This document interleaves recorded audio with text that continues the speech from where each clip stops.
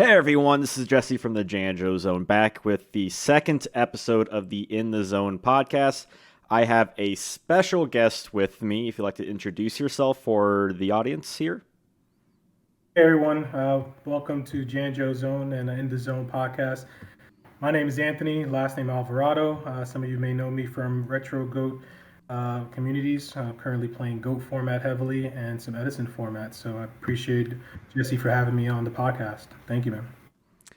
I think you're being a little coy there. I think you have quite the resume when it comes to competitive Yu-Gi-Oh. You were the first place at SJC Charlotte 2005, top 8 in SJC Los Angeles 2, I guess there's another one, Yeah. 2005, top 8 in SJC Columbus 2006, top 8 in SJC Hamilton 2006, top 16 in SJC Montreal 2007, top 16 SJC Philadelphia 2007, top 16 SJC Minneapolis 2008, top 32 in YCS Providence 2011, top 32 in WCQ North America 2011, and top 16 in YCS Toronto 2011. Did I get them all?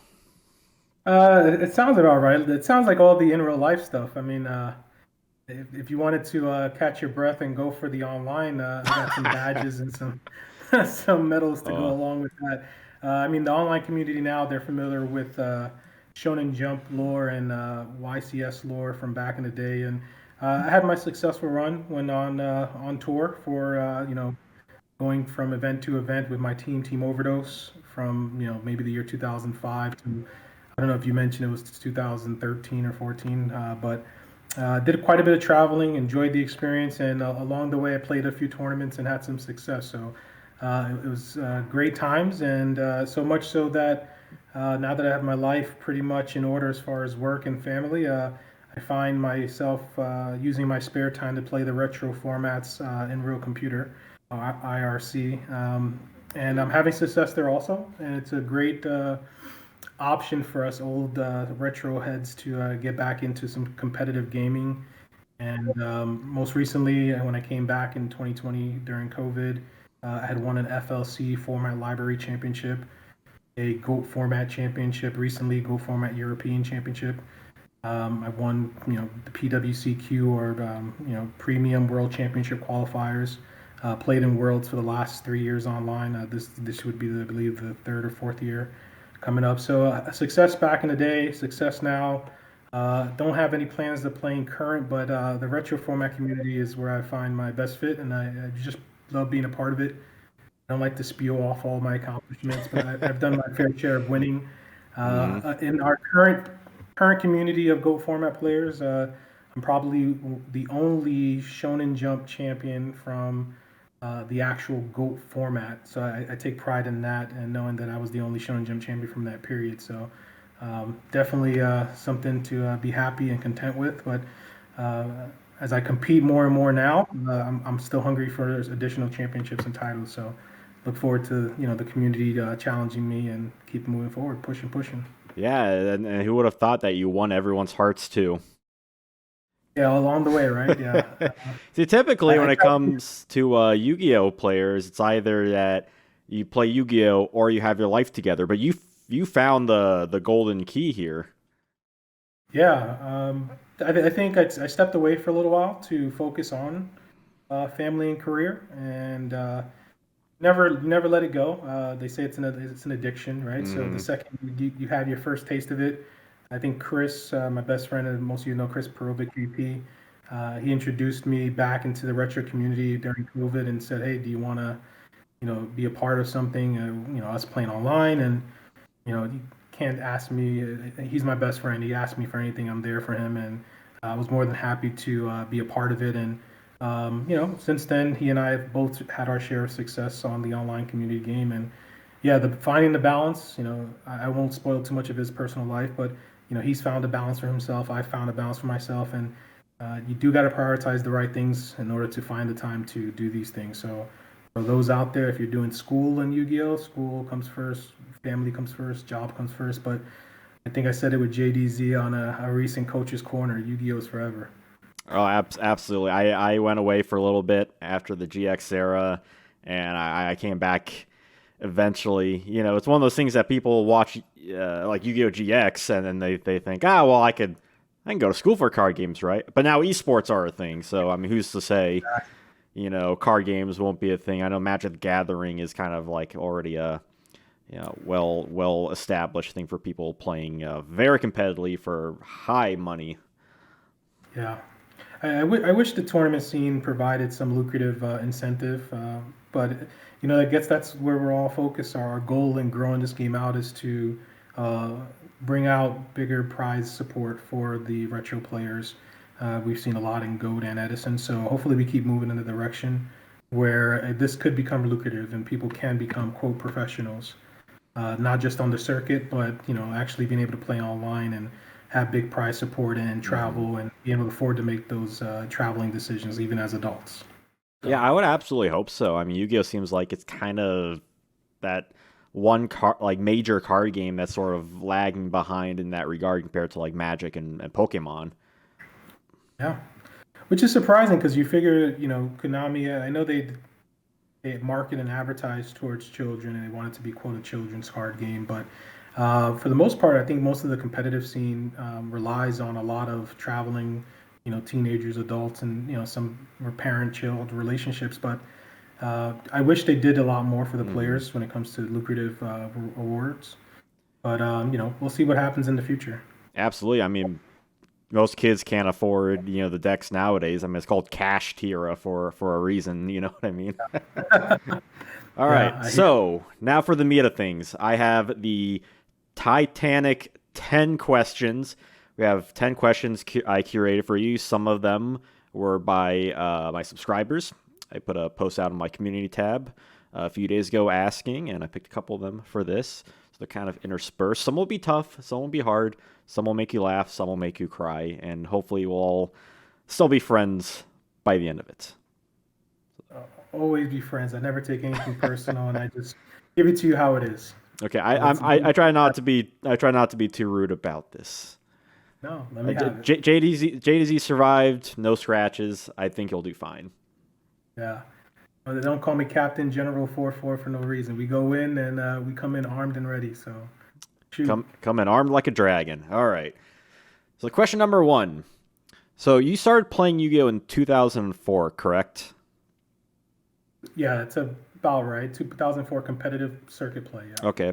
Why did you decide to start in such a degenerate period of the game?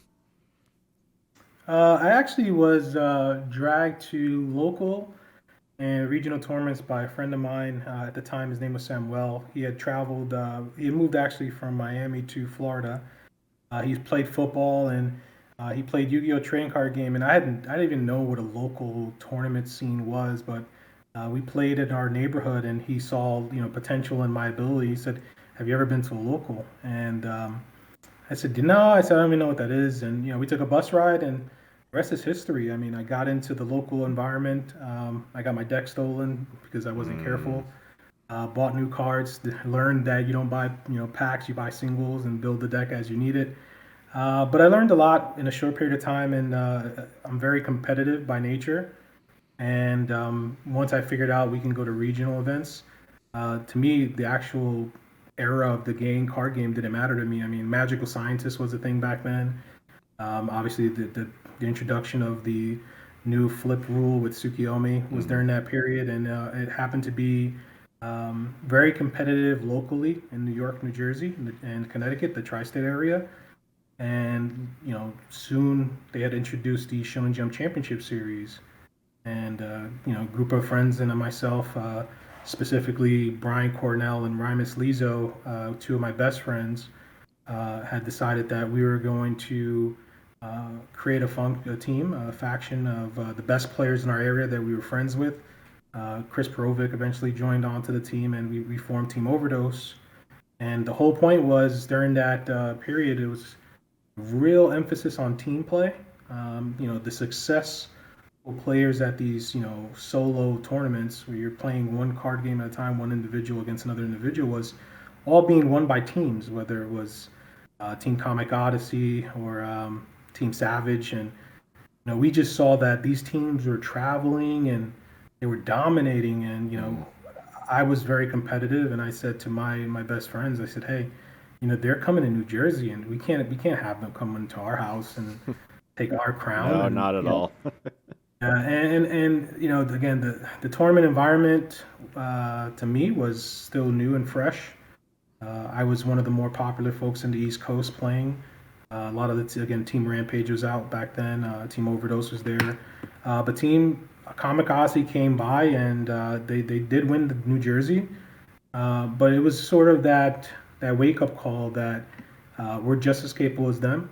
We had two people in the Final Four, just like they did, and we realized that why not us? Why not this group of kids that were either A, from the ghetto, or B, didn't have the best upbringing, or we didn't have the means to necessarily travel or their sponsorship like Comic Hmm. Odyssey, but we could sure enough pull some money together and rent a van or have Ryan drive his beat down van over to North Carolina the very next event. And I ended up winning Shonen Jump North Carolina, and the rest is history. I mean, from there, we didn't let our finger off the pulse. We put everything into full gear. Went to nationals.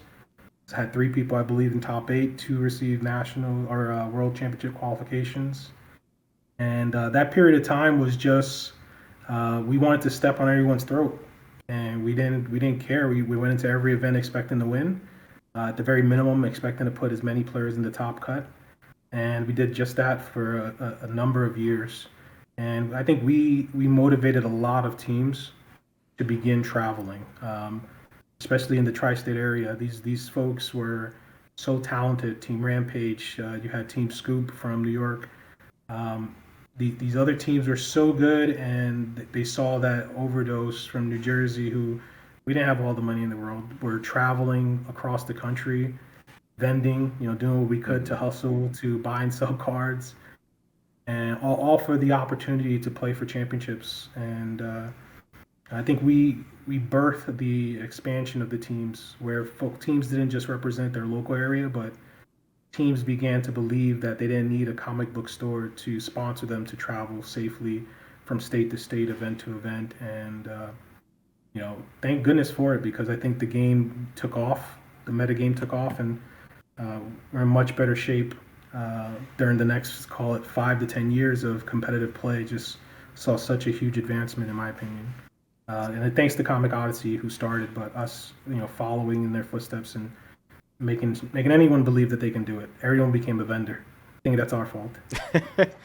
You let people believe they can do it, but not to the point where you want them to believe that they could actually beat you. Correct. Yeah, we were very picky about our team battles too back then. You had to earn your chance at us, and we did a lot of damage when it came to money team matches, whether it was us against Comic Odyssey, East versus West Coast. We definitely put our name on the map, and then we took our fair share of wins. One bump in the road, I think we lost one team battle to Team Scoop from New York when Shane and Paul were a part of Team Scoop. But outside of that, I think we were undefeated in Team Wars. I think I personally Wow. went undefeated in all Team Wars in real life. I remember I swept the East versus West battle. I think I swept the last six players from the West Coast, and a legend was born in the West Coast, where I just owned the map over there. So pretty funny. But yeah, I think the era itself was very prime for teams, for people to get their names out there and begin making money. I think there was so much opportunities, whether it was play mats, cards. We would just buy, sell, secondhand market, and it was just a boom era for Yu-Gi-Oh trading card game. Shonen Jumps went from what 300-400 to like 500-600. Over the next like 50, you had 1,000 people show up for like the 50 or 75th. So it was a great time to be a competitive player on the circuit.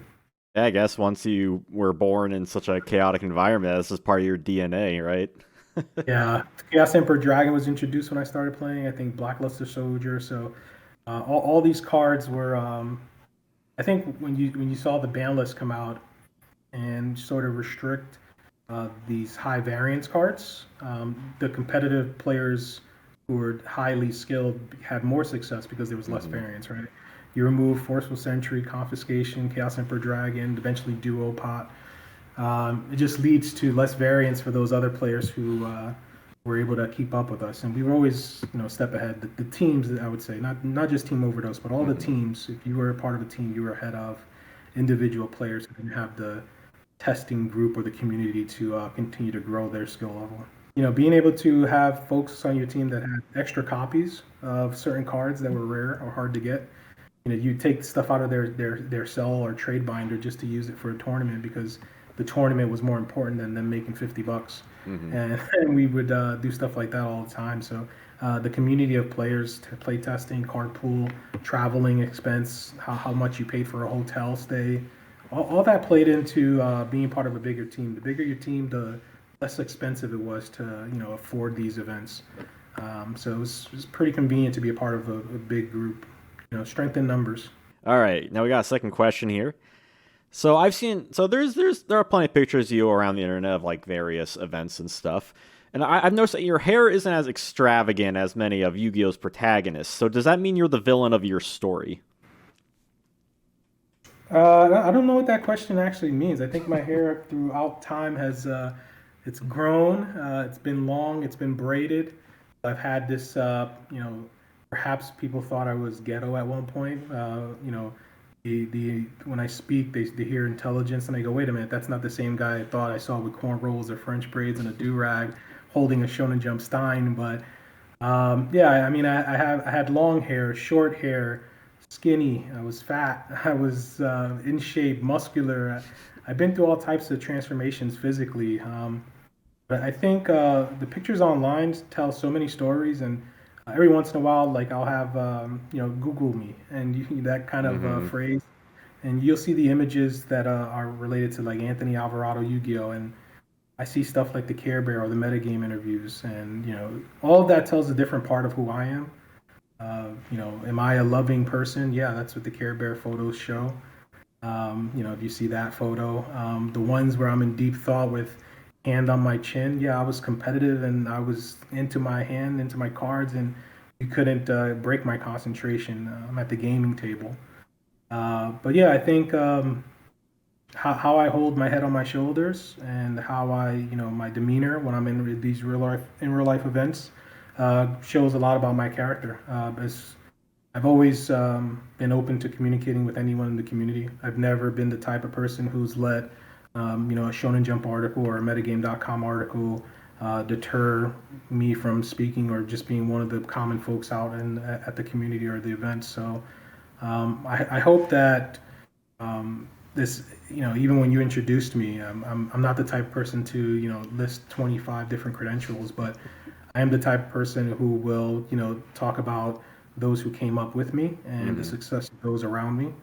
So, yeah, I mean, I guess I could be my own villain in the sense that sometimes I got in my own way when it came to showing up to these events and second guessing myself, playing something that wasn't the best choice for the meta game call. But Hey, you're only human. yeah, we're bound to lose some events. Like I couldn't top them all, Mm-hmm. right? Right. So do you still have that Shonen Jump Cyberstein? No. So at the time, we had agreed upon how we would split prizes for the overdose team, and I believe the prize card and laptop were all sold within a few weeks Mm. of having won it. We all split the cost, and we did what we did with the prize support. But I think at the end of the day, we had more locked in what we were going to do going forward as far as prize splitting.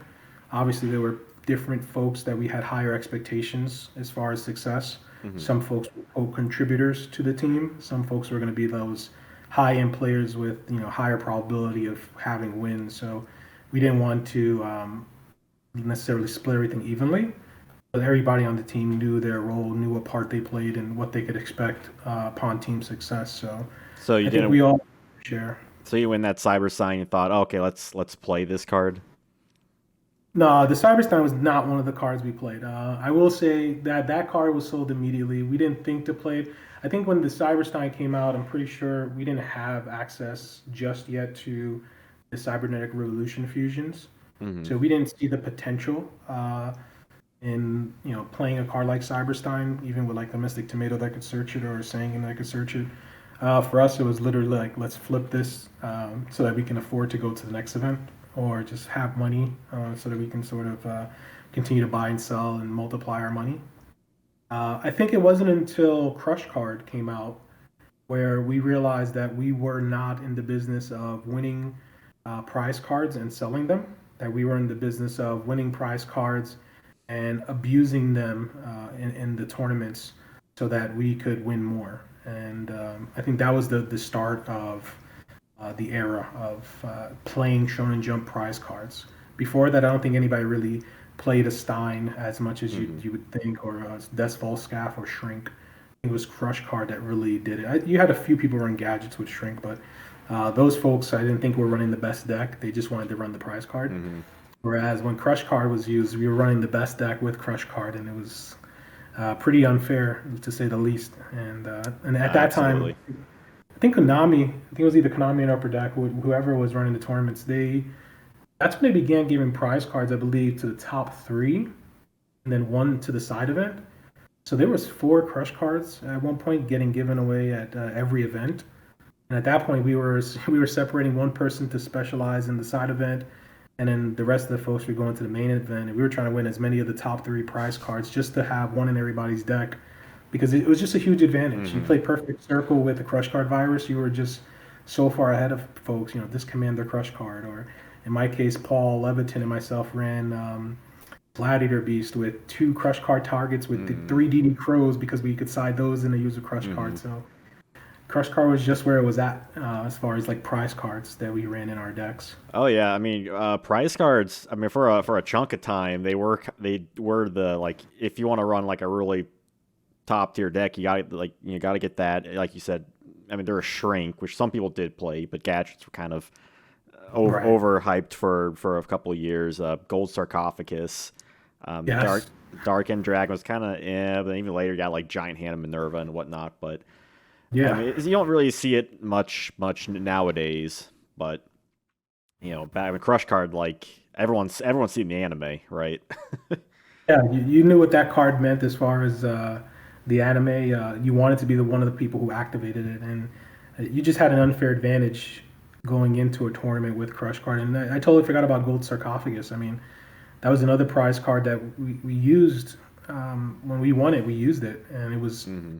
simply an unfair advantage to have in a tournament. And I'm surprised, you know, Konami let it go so long without having some sort of reprint or, Yeah. a quick limitation. But I mean, when you would Sark for Crush or Sark for a win condition card, even in like CO Burn, they would, gold sarcophagus into like Hmm. wave motion cannons because they knew you couldn't do anything about it with dark bribes and solemn judgments protecting it. So it was a time to be alive, a time to play in tournaments, and definitely a time to abuse your winning strategies. So This kind of goes into our third question, which is a subscriber question, and that is, what is your favorite prize card? I appreciate that question from the subscriber. Thank you so much. Keep sending in those questions. I think my favorite prize card had to be Crush Card, and for many of the reasons I just said. But my favorite deck of all time that I ran was Overdose Burn. I ran a burn deck, main deck strategy. I did use Crush Card Virus in it. I believe I had Mask of Darkness in there, and I would loop Crush Card if necessary. But that specific deck side decked into a Monarch control strategy. So when everyone brought in their Dust Tornadoes to answer wave motion cannons, all of my burn cards were out, and they were dealing with Monarchs that were just purely ripping cards from their hand or back row. And so it was a great strategy. It was my favorite strategy, probably. I created that along with the Gladiator Beast strategy that Paul Leviton won, Shonen Jump, Minnesota. And that was again before Gyzaris. It was just Heraclanos. So, Hmm. using Secutor with main deck Shadow Imprisoning Mirror and Crush Guard Virus was a meta call to destroy, Teledad, and definitely worked in our advantage, our favor. I think I top 16 or top 8 at that event, and Paul Leviton won the event. But it was Crush Card Virus that did that for us. So it was definitely my favorite card. It was the card that I probably made the most money on. I remember one event I bought the card off someone. and literally turned around and walked 20 steps or so and sold it for about $1,000 more. Like it was, you You just got to do you what were you got willing, to do. you were willing to walk the room and negotiate with people, and somebody's looking for his crush card and they're willing to give you 1,000, and someone's willing to give it to you for free. And obviously, just using the math there, you make $1,000 profit for just walking and talking. You have to hold So these it's really, cards together like Gollum from Lord of the Rings. Like, don't touch it till I sell it. No one can look at it. that's right. It was it definitely is my favorite card. So again, to that subscriber, appreciate the question, and Crush Card Virus, hands down, best and my favorite prize card. All right. So let's move on to question number 4. I think we're doing good so far. So with SJC Charlotte 2005 being your like first placing like major I guess at the time upper deck tournament. How does it feel like that was kind of like the peak of like the major tournament? So you got like top 8, top 32 and stuff, but did you get the first place like right away and you're like, "Oh my god, what I guess I can kind of calm down a little bit from here. I want to give some people some some wins." Yeah, I mean, I wish I could say that was the case. I think the only time I ever gave away wins is when I was trying to make sure my teammates qualified for nationals or such. But I think every single event I went into, I was looking for a win. Anybody who's played competitive Yu-Gi-Oh long enough knows that it's just so hard to finish in first place, and no matter what size the tournament is, there's so Mm-hmm. much variance, regardless of the format. We have some, Shonen Jump winners at the time who had won two or three event of them. Adam Korn, Lazaro, I believe Dale had two. But you have folks like me who only won one Shonen Jump. Folks like Chris Perovic, and I hate to hear it or I hate to say it, but like he didn't win any Shonen Jump championships. But no one who ever played a retro format would ever tell you that Chris Perovic wasn't one of the best players ever to play the game. Tons of second place finishes, and unfortunately, just never crossed the finish line. It just goes to show that this game is not forgiving. Mm-hmm. You can make it to the finals many times, make it to the final top cut. You know how many people have gone undefeated in Swiss just to lose in top 32 or top 16?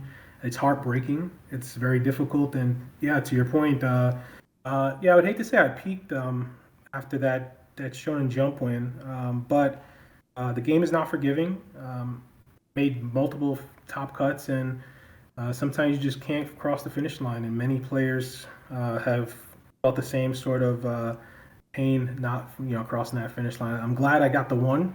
I Mm-hmm. would hate to say I would hate to top as many as I did and not ever get one. So would I trade in my peak in 2005 win to maybe have a chance to win one in 2010 or 11, 12? No, I'd take the win the first chance I got, and top the rest of the way. But I think it's one of the most difficult things to do is to actually win the actual tournament and finish first. Even now in competitive online play, I join almost every major event or every even the small events, and although I have I think 8 wins, I probably played in 30, 40 events, right? So it's Mm-hmm. still it's a small percentage. It's less than half the events I enter, I win. And there's just so much competitive Yu-Gi-Oh, so many competitive players that I never take for granted my one win. I never take for granted any of the online wins I managed to get. And just keep trying to strive to win as many, but all of them. But I don't give anyone else a chance by choice. I'll tell you that much. Excellent. That's what I want to hear. Real Yeah, champion spirit. absolutely. Speaking of which, during my research, I found out that in SJC Los Angeles 2010, you defeated a 13-year-old kid. Why crush their dreams? Was this one of the guys who used I don't know the Six Samurai and backs to the wall? It could have been him. I remember there was one feature match where a young Asian kid that I crushed, and he tried to backs to the walls for it was for game or something, but I wasn't having it. But no, to me again, doesn't matter how old you are, what gender you are. If you sit across the table from me, I'm very competitive and I'm looking to crush every opponent. 2-0 is my goal. If I walk away with a 2-1, that's fine by me. But I've been beaten by children younger than me, 12-year-olds, 13-year-olds. They come out for blood too. So they come with their helmets and they're ready to take you out. So I don't put it past anyone. If you sit across from me, I expect you to come in trying to win. So I'm going to do everything to try to win. And It's my dream to win the event also. So Hmm. I guess we're all fighting for the same thing, which I think that's the glory and the passion for the game, and that I wouldn't have it any other way. Remind me to never challenge you to a shadow game then. Oh no, I'm coming out. Oh, I'm terrible. Uh, all right, let's move on to the next question. So correct me if I'm wrong, but the last recorded major event you were at was YCS Toronto in 2011. I believe that was like you're playing a Karakuri deck, I believe.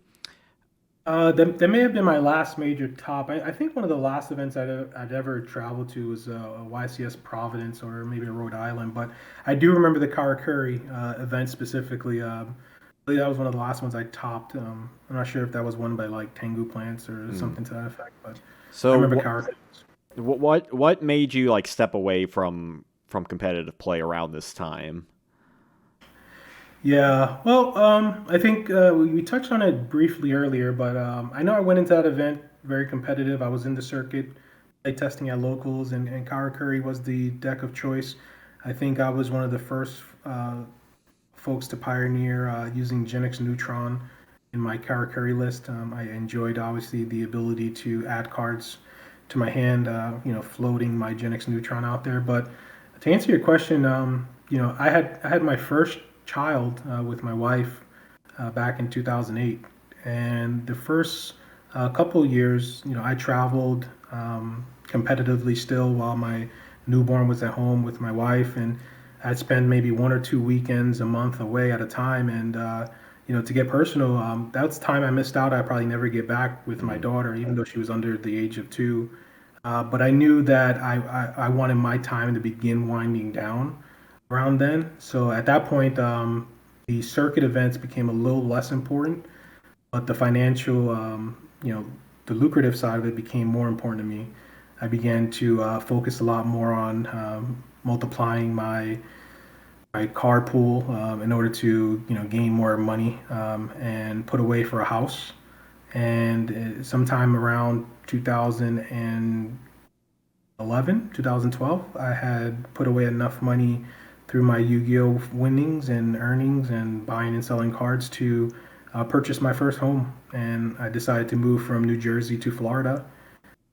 Luckily, the market was where it was, the housing Mm. market, and I bought my house outright cash. And at that point, I did everything I wanted to do in Yu-Gi-Oh. I had my one Shonen Jump win back in Charlotte. The friends that I had in the community weren't going anywhere. I wasn't going to miss a thing. I obviously missed the competitive nature, but I had a different competitive side, and it was to be the best dad for my children, my child at the time. And I had plans on having a second child. So I got to Florida, I got my home, and a year or two later, 2013, I had my second daughter. So, dad of 2 girls, and had my wife, and we had our home, and that's where my priorities were. Got my job, my career going, and had to take a step away from the card game in order to put my energy on that. I'm incredibly hyper focused. If I do Yu-Gi-Oh, I do Yu-Gi-Oh all in. If I do family, I do it all in. No matter what I do, I'm all in. So right now, thankfully, again, I have great stability around me. I have support of friends and family, and I'm allowed to do this Yu-Gi-Oh thing pretty competitively. And I'm a war chief in GOAT format. I'm a team leader for my Overdose team in GOAT format War League. So uh, it's definitely a blessing. It's why I stepped away, but now I'm back and I'm able to put the energy and focus on. But I think it was the right time to focus on family and career, and that's why I had to take a step back at the time for sure. Yeah, it sounds like you made the right call. Congratulations for all that. Hope everyone is doing well in the Florida living. I Yeah, know it's a little expensive there. I have some family that have lived and some moved back, some moved, stayed there. yeah, and shout out to anybody who's a dad out there who plays or has thought about coming back and is watching this and thinking of how do I balance everything. To me, man, just do what you have to do, and the moms too who play competitive. Do what you have to do at home, and this game will always be here for you, especially retro or even current. It'll always be here for you. So take care Yeah, of what you got. absolutely. People always go back. You can't leave Yu-Gi-Oh for good, and that's why the online scene is so good with all the retro communities, stuff from like a GOAT format or stuff from Format Library, or just in general, Correct. Master Duel, Duel Links, just dueling book ladders? All right, let's stick here. So we have the seventh question. How you doing so far? Doing I'm good? great. We're flying by these. I haven't cried yet. Well, excellent. So number seven is another subscriber question. This one is, what was your favorite format to deck build in? And I apologize for the subscriber. I'm like paraphrasing some of these questions, but I reworded to make it sound nice. No, I appreciate you again. I appreciate the subscriber coming in with another question. That's a good question. I think the community. I'm glad you're taking their questions. I think there's some interesting ones out there. But deck building. I'll be number one to tell you. When it comes to deck building, I was always known as someone who played it safe, who always played what would I consider to be the best deck of the format. But I did have some, deck innovators on my teams during the years. Chris Perovic, Shane Scurry, Lazaro, Bolito, even Dale himself was a great deck builder. Adam Korn, Paul Leviton would have some great ideas. I would say, you know, my favorite deck building period was around Karakuri, around Gladiator Beast, around my Overdose Burn deck. I think those periods. Anytime you had a metagame that was truly fixated on one deck being a top tier zero deck, you could exploit it. You can walk into an event and be the one of who just is literally out there to counter everything. And I think in each of those decks that I had brought to those events, I thought I was really coming in with something that countered what everyone was playing. I would even say the nationals that I made day two. You had talked about my top 32 World Championship qualifier. I believe I ran Valhalla and Fairies with Christia and Valhalla and Master Hyperion. And I think that was another huge step. I think I was able to Valhalla Christia turn one many times, and folks just didn't have an answer to it. And it obviously led to me making day two of that event. I'm sad that I lost in top 32, but I think anytime a format is bleeding one deck as it's quote S tier, I enjoy deck building in those errors. Being able to pioneer something that not only saw success and make it to day two, but you were the only person at the event running the deck. It makes you feel great. It makes you feel like you've accomplished something, even if you don't come out as the winner. I think it feels good to be creative in that sense. But shout out to like Paul Leviton and Shane Scurry with their Balzu Return deck list. Shout out to Lazaro building the framework around what was the eventual like Teledad deck. I think in Costa Mesa. Chris Perovic, shout out to him, with his DDT innovations. He never gave up on the deck, regardless of the format, regardless of what Konami tried to do to stymie the deck. He always came up with a new and improved build, and eventually would pioneer a new version to the top cut. So I think anytime you were able to run something that wasn't the S tier, it was a good deck building format to counter, and those would be my favorite periods. So you're more of like a fine tuner deck builder. So you would say you're like the mechanic of Team Overdose. Yeah, I would always run the standard list. So I think I was the test dummy for lack of a better term, right? I would pilot the modern build of whatever anybody was playing, and whether we were looking for ways to fine tune it and they would play against it and see if they could take me out, or if we were looking to completely counter, I would run the main deck of the format. And if a deck that we had built was successful in taking me down, piloting the deck, we knew that we could walk into an event with players who weren't as call it as highly skilled piloting the deck and be successful. So we definitely took advantage of that when it comes to deck building. And I think as a team, again, it shows why we had so much team success going into these tournaments. All right, yeah. So my video should be out by the time this video is up, but like in the summer of 2010, was your team really expecting something like Frog FTK coming up? Because I know that kind of just popped up, and then just like that, it was banned not too much later. Yeah, stuff like that, I think we had a great ear to the ground and the pulse of the community. We had plenty of friends, whether it be through online forums or just different states and countries. and we would get the information about decks or that were being played, or sort of what's going to surprise someone at a specific event. There were so many events that we weren't going to attend because they were maybe somewhere on the West Coast, and we had decided to skip it. But we knew who was heading there. I remember specifically one event. It was Shonen Jump in St. Louis, where I think it was Mark Glass or Jeff Jones. Somebody had piloted Hero Stratos for the first time inside of a deck, Hmm. and I think you could run three at the time. And we knew what to expect at that event. We knew whoever had three copies of that card would abuse that event. And sure enough, I think the winner did play the Stratos engine. And my memory's a little hazy, but I think Shonen Jump St. Louis is one example of, you know, you have to be prepared and be well aware of what's coming down the pipeline and Airblade. stay. Hmm.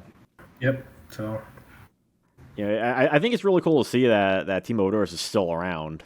I think that's like really good, like sign of friendships. Just all the like amazing players, like pretty much everyone you've listed, are very notable players. Um, as I've like covered in a lot of my like his history videos, and it's kind of yeah, crazy. I think it's all like in one team. I mean, it's kind of like it's kind of like the Black Sabbath of Yu-Gi-Oh. yeah. A lot of times people called us sort of the Thanos. We were just collecting stones of all the top players, right? So we absorbed the best players from Team Super Friends. We took the best players from Team Scoop in New York. And one of the things that I don't give myself enough credit for, that I probably should, is that it's hard to be the captain of a team with so many successful players and keep all the egos in check, and making sure people get along, like one another, are willing to partner and work alongside with folks that they're have different backgrounds, different styles of communication. So Hmm. I think it helped me a lot in my current career profession. I'm a manager, and sometimes as a manager, you're a psychologist and a therapist. So you have to be able to manage egos and personalities. And I think it's a huge benefit to have all these great players. But not only did we become, players who wanted the same goal, but to your point, all of us became really close friends. I mean, Dale Bolito, him starting his family, he has a wife now. Lazaro, keeping tabs on him. Chris, he lives in Florida with me. I may or may not have been part of the reason he came to Florida. I'll let him, tell that story. Well, But I mean, I hope to have him on at some point. yeah, then that'd be awesome. He can tell that story. You can ask him one of the subscriber questions, because I'll be I'm a subscriber. I want to know, why'd you move to Florida. But for sure, it's great to have all of these names, and not just because of how successful they were playing the game, but as you maintain those friendships, you realize how successful they were outside of the game, and it just shows why they were successful in the game. You got Adam Korn, who owns his own business over at Frank and Sons, still dealing with Yu-Gi-Oh. Just everyone is doing their own thing, and everyone's successful. Paul has he's a motivational coach. He does training. Um, you know, Chris is an engineer. Like Hmm. everyone has done something great. Brian's a psychologist. Rymus is a tax consultant. We're all doing well, Hmm. and it's great to know that everyone found their niche, and none of us are in the same field. It's just a wild thing to think about. Like what brought us together for Yu-Gi-Oh is not what brought us together outside of the real world, but we're all still one happy family and one Team Overdose team. So not too many fist fights going on at these events. I'm Like, ashamed to say you should be running Dark Creator Turbo. What are you doing? usually the fights weren't about that. I'm ashamed to say I've hit a person or two because of of Yu-Gi-Oh or somebody's behavior in the room. But yeah, I mean, I don't think any of us ever took anything personal, and I think it was all love at the end of the day. We're all highly competitive, and I think if I saw any one of the folks I hung out with, teammate or not, then my first reaction is a smile, because I'm so happy to see them, whether we were competitive at the time. When I see my rival team Rampage at an in real life event. I'm not looking to take one to the back of the store and beat them up, but more or less to give them a hug and tell them how happy I am to see Hmm. them there. Because it is all love and it is all one community, and as competitive as we are, I just want the community to grow. I want the community to be one place that we can all get along, joke, banter. It's all good, but it's all in good love and fun. So Yeah, I mean that's all anyone can hope for is have this all be a good, healthy community. It's just yeah. nice to know that behind the scenes you're Yugi, but as soon as the game starts, you're Kaiba. That's right. That's right. 100%. I'm all about friendship and the smiley face. Let's put markers on our hands. But when the duel begins, you best believe we're going into the shadow realm and different person comes out. I'm scared already. Yeah. All right, let's go on to number 8. We're making our way through this. So during my research, most of your decks are listed, except for 2 that I could not find.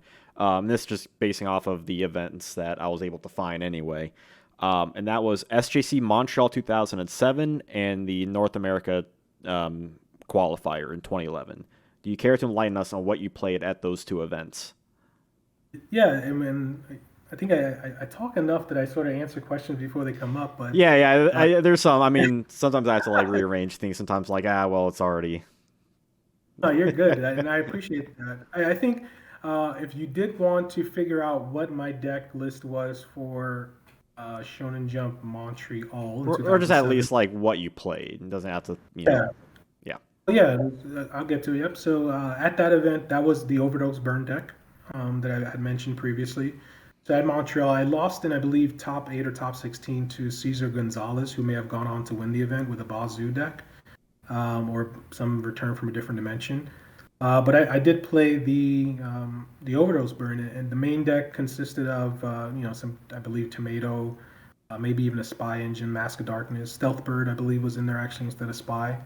But it was Tomato, Stealth Bird, Crush Card Virus, and the key thing was I played stall cards, but just enough where I would smoke screen into Monarchs, and the smoke screen caught everyone off guard. And obviously back then, you didn't have the ability to scout as well as you do now, as far as like team competitive play. And we had our number of players out there, but if I were to resolve Crush Card or Wave Motion Cannon, and I called my Overdose Burn deck literally Protect Wave Motion Cannon. Hmm.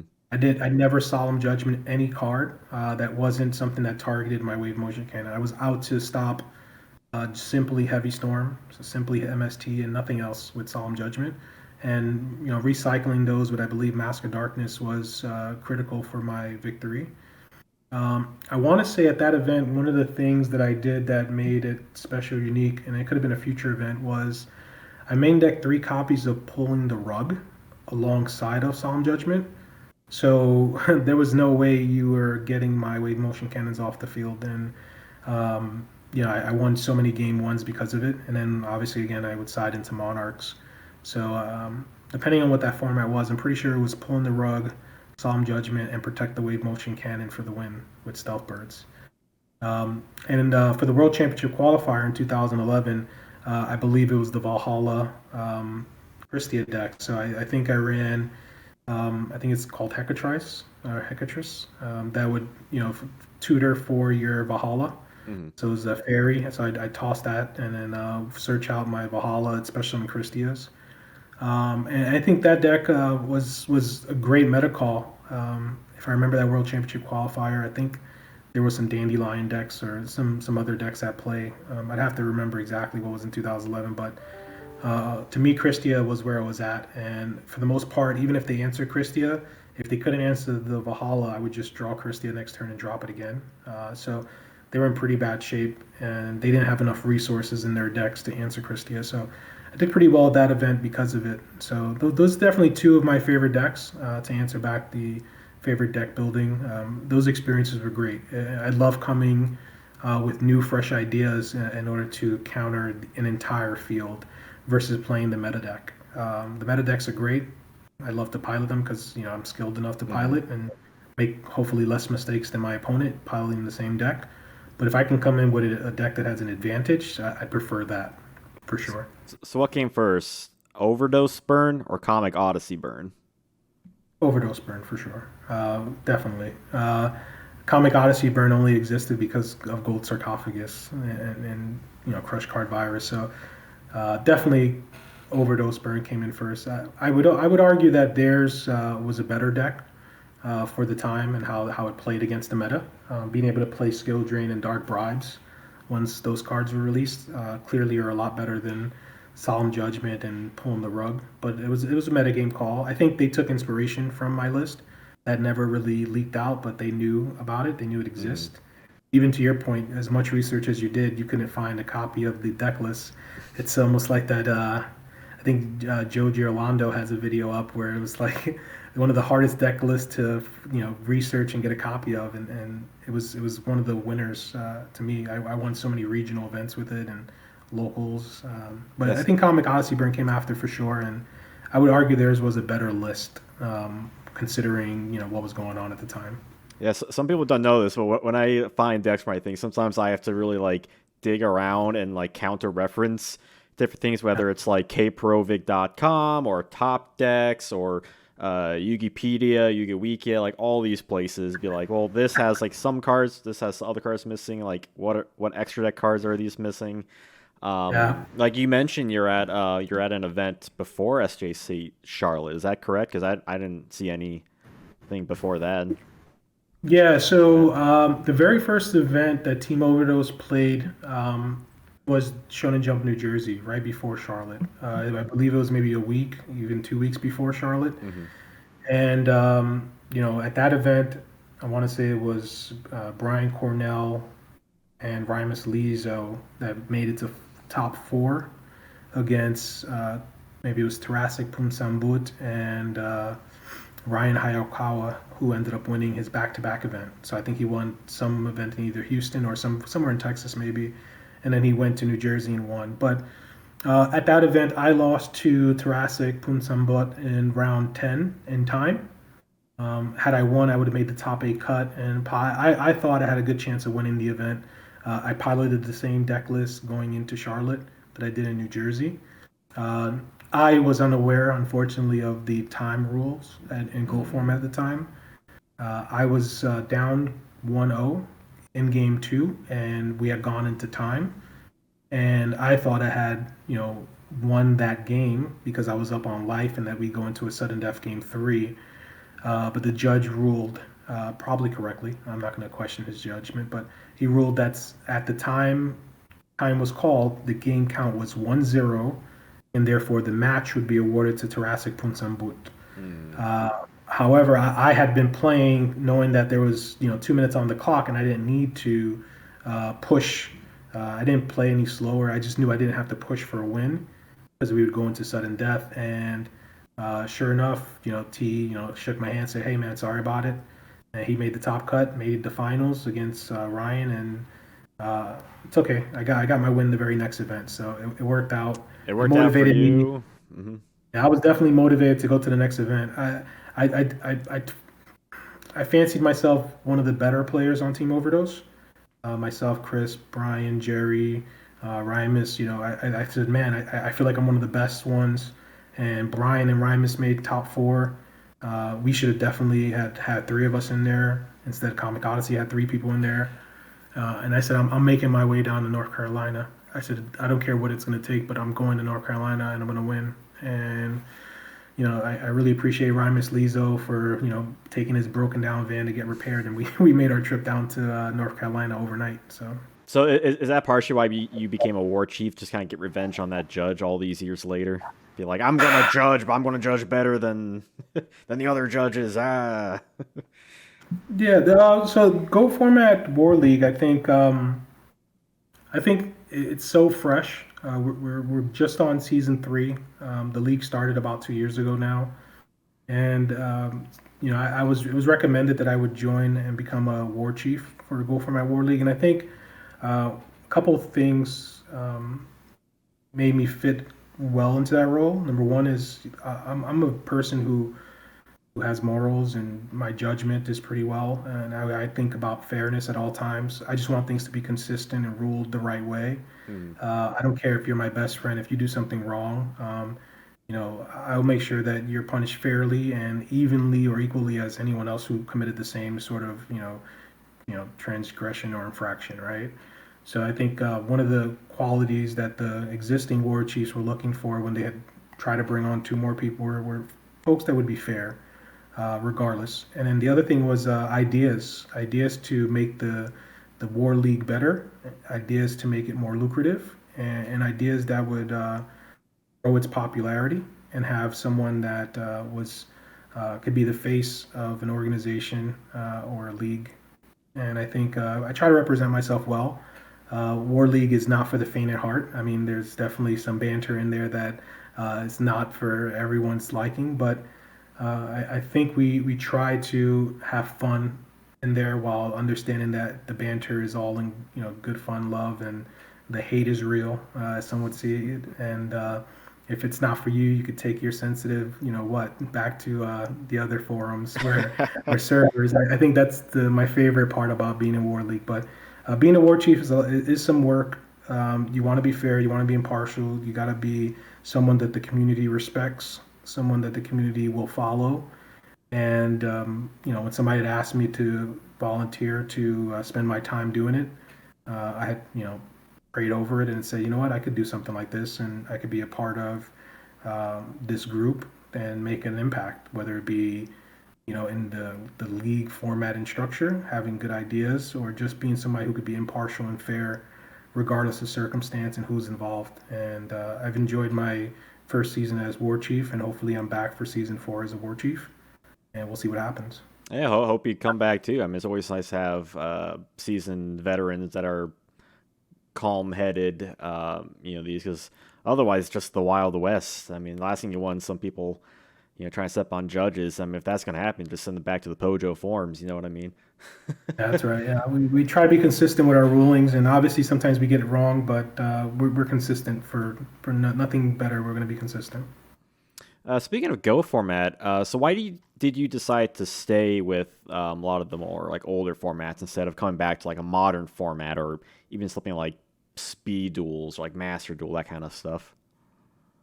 Again, I think it has to do with the community. I'm familiar with many of the players in the Go format community versus some of the other communities. So if I went into current or speed duels, I won't have my best friend Chris Perovic by my side to run ideas back and forth off of Dale Bolito. The folks that I find, I've always had a great relationship with. I want them to be near and dear with me, trying to win championships together. And I think every one of my successes are a success that I contribute to the team. I never go in alone saying, I just won this GFC Europe because I'm the greatest. No, I go in and say that conversation with Chris at 3 in the morning about main decking this or side decking that contributed to my win. Dale Bolito telling me that it's probably best to use this against control. It contributes to my wins.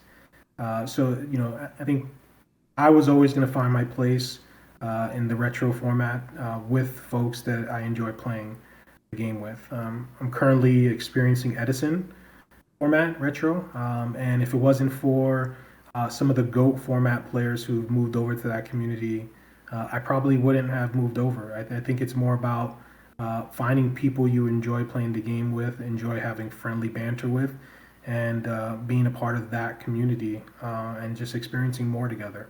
So Yeah, I but I think that's where, believe, I believe AJT BLS recently moved to Edison too. yeah, AJT's moved over, Ivan's moved over, Sauce has moved over. Quite a bit of our top players, and when I say the top players, I'm looking at standings, individual records from War League. And James Ark obviously is another great retro player I've partnered with since 2020 Worlds, I believe. As far as like testing and everything. And he's never been an official overdose member, but Hmm. to me, he's like a representative overdose member, and he's always part of the overdose family. I enjoyed playtesting with him, and speaking about the game itself and meeting him in real life. And I think those experiences are what keeps me within the community. And the more James Arcs I get to meet, or even the more, I'll give credit to World Gone Mad. WGM, if I get to debate him on a forum or a server, I'm happy about it because to me, it's that banter and that back and forth and that competitiveness that will always, keep me in the server. I don't think I've ever been part of a Discord server that I wake up in the morning and I want to check who's talking what, trash to who, because it's our in real life soap opera, Hmm. right? It's how we experience Yu-Gi-Oh community, and I'm excited to say good morning to everybody, and I love them all except a few. It's a shout out to Shifty if he ever listens or gets this far in the podcast, but it's a great community, and I picked my retro format and love the GOAT format specifically because of the community of people that are part of it. Yeah, it's the reason why I've been, always kind of stick around with the goat format. Just communities, it's one of the best communities you can be a part of. Yeah. So speaking on goat format, we have reached the final question. It's a little bit lighter one, I would say. It's kind of a little two-part question. So how does it feel that like recently, you kind of popularized on Buyer the Dark, and now it's everyone's playing it. It's like the hot card because you like did so well with it. You like decided like I'm gonna main deck this, side deck, we're gonna like roll with it, and it worked out. Yeah, I think it always feels great to motivate folks to follow your lead and have success. So I was able to have success, and I was able to motivate folks to sort of think twice about some of their standard deck building options. There's a joke running around the Go community as far as your Chaos Turbo builds. You literally have only 3 to 4 cards to play around with. You're just deciding whether or not how many Jar Greeds, whether you're running 2, 0, 1, same thing with Trap Dusher and Psalm Judgment, and then you have to choose between Regeki Breaker or Phoenix Wind Blast, right? Everything else is pretty set in stone. You can't alter it. I went into that specific event telling myself that um, I expect a lot of warrior or aggressive decks. And what I knew for a fact that was happening to me when piloting Chaos Turbo was I get run over and not have an opportunity to play. And one of the things I left out of the coach's corner with JDZ when I talked about the deck was me being able to pilot 3 Zombiras along with 2 spies simply meant my opponent couldn't kill me as fast as they normally would. And you give a player like myself enough time to gather resources or enough time to mount a comeback or eventually get to my Trinity pieces. I'm going to make the most of it. Detox is a format that was very popularized for having a lot of skill because even if somebody Trinity'd you, you'd probably live long enough to see your Trinity pieces. And if you were second to respond and being able to control the game, you'd come out ahead. And I almost went into that event feeling like they couldn't kill me fast enough, and because of that, I was going to eventually outskill them. A couple of the finals matches, I almost decked my opponents out, and it was just because they couldn't kill me. They couldn't bring my life points down to 0, and 3 Zombiras played a huge role in that. If they had to use their resources to banish rather than attack, and I'm talking about Chaos Sorcerers and Blackluster Soldiers, I was in pretty good shape, and my life points will remain high. So it feels good to popularize it. Zombira the dog, Zombira 4/4 the dog, is one of my favorite cards of this format. I side decked it for quite a while, and I was just committed to running something that was going to provide me board presence at that event, and it feels great to popularize a card and sell it because a lot of people Hmm. undervalue it. And to me, Zombiro is one of those cards that it was really undervalued for the time. And yes, you're one hand behind your back in some matchups, but uh, as long as you played it to survive, not played it just to put it out there and get banished, you were in good shape. And eventually, sometimes you catch somebody off guard and hit a Chaos Sorcerer in defense mode. So it's always a good card to have in some scenarios. So Yeah, it's really a wake up call to people that think that Goat format is, it's solved or it's, just like a Chaos Turbo Warrior format when so many yeah, decks win with all their own unique spices and sometimes all it takes is just one solid card that people don't consider as much to just pop it in and with a skilled duelist behind it makes it work. Yeah, yeah, 1000%. I think so many people undervalued the ability for Zambara to reduce the damage threshold that Chaos Turbo can deal to you and Warrior could deal against you. And it was a huge proponent, huge addition for me that day, and I'm glad I ran it. Wouldn't change the list. Wouldn't change the outcome of that day. I would change the list a little bit, but yeah, definitely a great card to run. And I'd advise people to continue to experiment on cards that you find yourself siding in a lot. Try them in the main deck and just see what happens game 1 and 2. See if you can't steal some wins against opponents that you probably would have lost otherwise. Yeah, and speaking of that, the second part of this question is, what happened to Gravekeeper's Guard? You're so high on that, and it just Well, I'll say this. If I was able to redo the event, I may include the guard and the third spy, right? So I did cut a third spy, and because I cut the third spy, I cut the guard out. But I am a huge proponent of guard. I don't believe it gets enough credit. There's been conversations in the War League chat about some of the benefits, but also some of the drawbacks to guard. And I think some people are missing the bigger picture, which I won't go into too much detail because I don't want to spoil too much about mhm. guard. But there are some finer points to guard and some abilities that he possesses that some other cards don't. So, there's a GGP Orlando. Shout out to Shaggy for getting that organized. Coming up August 26th. So for those folks who are interested in retro formats and are willing to travel down to Orlando, already in Florida, please pre-register and be a part of that. Well, But this will be up way after. yeah, well, we'll get the word out anyway. But if this will be our way after, there may or may not be a guard in the winning deck list. Let's just say that. I'm sure there'll be plenty of like replays and deck lists from that event that you can search up on the Goat Format YouTube channel. I'm sure. Yep, absolutely. All right, you survived the Titanic 10. How you feeling after all that? I feel great. I'm surprised there's not 10 more, deep down in the water. We need to, bring this glacier up and let's get through it. Oh, I could ask a ton of more questions, but I feel like I've taken too much of your time, your very precious time you have. Is there any with this time remaining? Is there any shout outs you'd like to give? I'm a huge proponent of the community, so shout out to everyone in the Go format community, the Edison community. I look forward to getting to know the rest of the community. I've gone to know a few people already. To me, they have something to offer that's not in the Go community, so I look forward to that. All the admins that make these servers run, I run my own server now for Team Overdose, and I do a small portion of what these admins as a team do in their servers. So shout outs to the Edison War League server, the Go Format War League server, and their admin team. GoFormat.com, FormatLibrary.com, Go Format Europe. All the lists that I'm looking down of my Discord, all these servers are managed by great folks who put in a lot of time, and my assumption is they all do it for free, Mm. with very little, money or lucrative payback. So shout out to all of them, the community leaders, Scully, Jazz, WGM and War League, love him or hate him. He created the Go Format War League, and now we have Edison War League.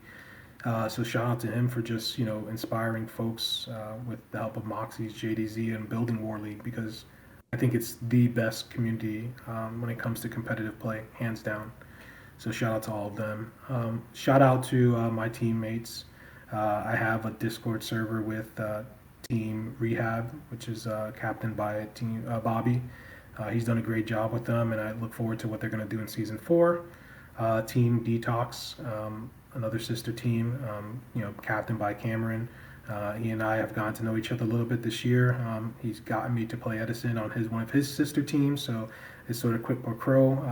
I did a favor for him on his team. He's done a favor for me on my team, so I appreciate him and what he's done for Detox. I hope to have them back next year. And then, of course, shout out to the main roster, Team Overdose.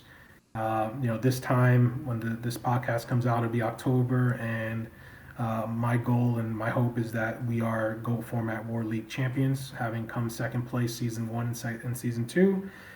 This is the year, third time's the charm, where the team is going to come out in first place. So shout out to the entire Team Overdose team, Ale, Chris, Alafea, Gail, Swisky, Reclaire, everyone that takes part of the team. Couldn't do without you guys. Thank you so much for everything. They inspire me, and they inspire us to be a part of it. And of course, not to mention Geist D. I definitely don't want to leave him out, but he's somebody who's this year I made a promise to him to get him in the lineup more. So I'm very excited that I've been able to do that to keep him, you know, playing active, and he's done really well. So shout out to King Peter, playoff Pete. Here we go. Yes, and thank you for joining, giving me an overdose of information on your end. But yeah, it's excellent talking to you. You're, I mean, the second person I wanted to get for this. Not only retro community, but like all modern Yu-Gi-Oh and like all Yu-Gi-Oh. People like watching this can really like kind of look at it and see like, well, let's take these like aspects that we learned from this, from like building teams and good relationships with people and everything, and just kind of make that Yu-Gi-Oh moving forward. Yeah, I think team and community are the cornerstones of what we have here. Yes, playing the cards are competitive and it's all great, but I think if you, I appreciate you. Shout out to you for the content. Janjo Zone and obviously in the Zone podcast. JDZ, who was on your first episode, shout out to him for being sort of the face of Go Format out on the YouTube space. But I think you're right. I think if you learn or take anything away from this podcast besides the history, is that GOATs or Yu-Gi-Oh! Retro format, the best thing to take out of it is community. And hopefully that's where you start your journey on these retro formats, and that's where you'll find the most happiness. So shout out to everybody who's going to give this a shout afterwards. So appreciate y'all. Yeah, it's really about the heart of the cards.